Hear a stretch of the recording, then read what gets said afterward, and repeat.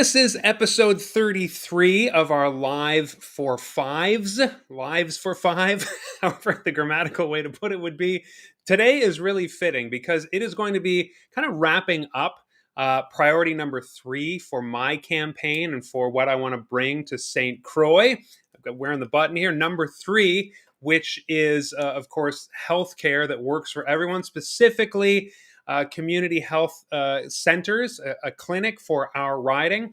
I want to talk to you today, as I mentioned yesterday, coming out of yesterday. This is going to look forward and look back and kind of encapsulate some of the things we're going to talk about for priority number 4, some of the things we talked about for priority number 2, housing for all. This was all wrapped up neatly in a report that came out in March from the New Brunswick Medical Society, their pre-budget health stakeholder forum report. I've got a link in the description. 6 priorities for the kind of healthcare system that we need, that we want, that residents of New Brunswick deserve. And I want to go through what those 6 priorities are and were according to the New Brunswick Medical Society and all of their partners and stakeholders in our healthcare system. Yes, the one that we pay for and the only one that can help us with our medical needs. So I'm going to bring these up on the screen. These are incredible, and it's important for you to know what was recommended pre-budget before the government came out with the budget this year. This is what the New Brunswick Medical Society and the Stakeholder Forum report said would fix our healthcare system and give us the care that we need. Okay, so I'm going to go through them 1, 2, 3, 4, 5, 6 in just a couple of minutes remaining. Number 1, keep the lights on, re-engage with healthcare professionals to support informed and transparent decision making. This was not rocket science. This piece of the 6 priorities, it's to $150 million to increase an increase to account for normal inflation, which is estimated at 4% for the sector. So this is really just hold the line. Okay, so you know what kind of healthcare we are getting right now. $150 million would basically be the adjustment for inflation and holding the line so that it doesn't suffer further degradation. Okay, that's pretty minimum, pretty basic.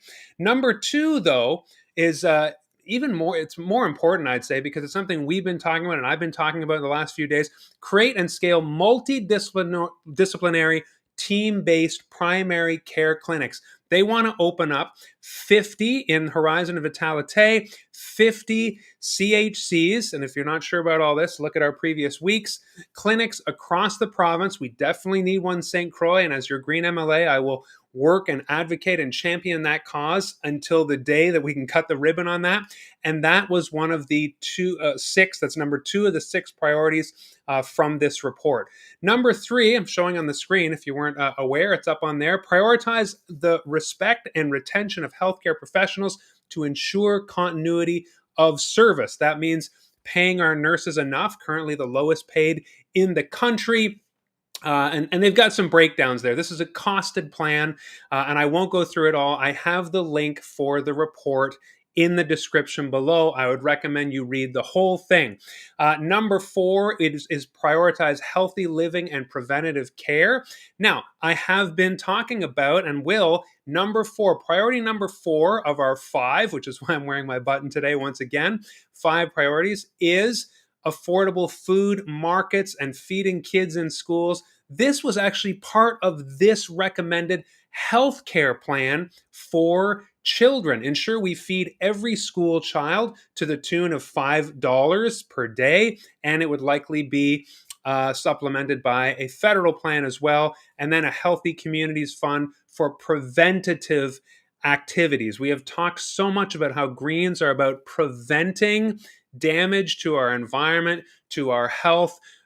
An ounce of prevention is worth a pound of cure. Greens have been talking about this for a decade at least, and the existing legacy parties just continue to kick things down the road.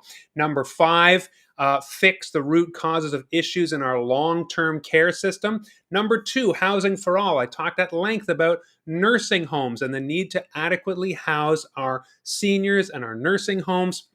This too is part of this comprehensive healthcare plan recommended by the New Brunswick Medical Society and their partners, and it recommends an investment to create 500 more long-term care beds. Again, I've been talking about that. Number two, so to see it here in priority number three mixed in is really interesting and really important to consider as well. How we can tackle these multiple problems at once. Number six, their final priority would be to invest in the digital transformation of the healthcare system and basically bring this up to par with existing medical standards across the country and across North America.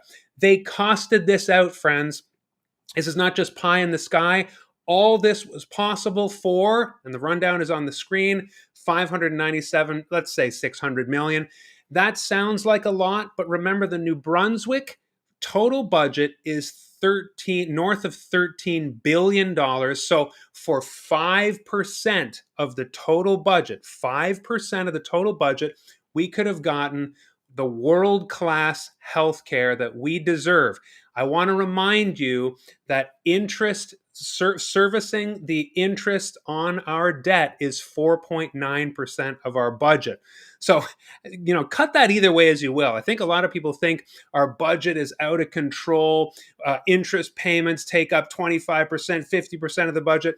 It's 4.9%. And what the Medical Society was recommending is we put a $600 million, as David Kuhn, leader of the Greens, says, generational investment in our healthcare to get all those things that we absolutely need for the care that we want. What did we get instead? We got a $1.6 million increase, which barely even covers, it doesn't even cover point number one, which is hold the line and continue with the basics that we already have. Friends, I don't need to tell you, as a resident of New Brunswick, as a resident of Saint Croix, this is totally inadequate and unacceptable when we have a government that looks at recommendations like this, racks up billion-dollar surpluses, 200 million, 100 million here, 300 million there, spends 150 million on traveling nurses to plug holes and waste money in that way. And the Medical Society is saying, look what $600 million properly invested, 5% of the budget, could do. Our healthcare system is something that we can't take for granted. I don't want to impugn motives on why this government does not take the recommendations of the experts, the professionals, the medical system itself. I'll leave that to somebody else. All I will say is that as your MLA, I will champion and advocate every day for the healthcare that we pay for and that we deserve. And this system deserves not to be broken. It's too important. The people inside of it work too hard. And I will make sure that we get what we need in Saint Croix so that everybody gets the primary care that we need to have. Okay, that's it. That, like I said, wraps up number three. And this is, hey, episode 33, priority number three. Tomorrow we're going to move into priority number four, which is affordable food. And like I say, this plan touched on that as well, a high priority.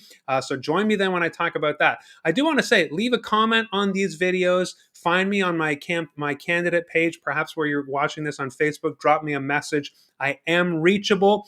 mark.groleau@greenpartynba.ca. I'd love to hear from you and get in touch. And there'll be links in the description as well, where you can read this report and volunteer and donate to my campaign and get in touch with me if you'd like.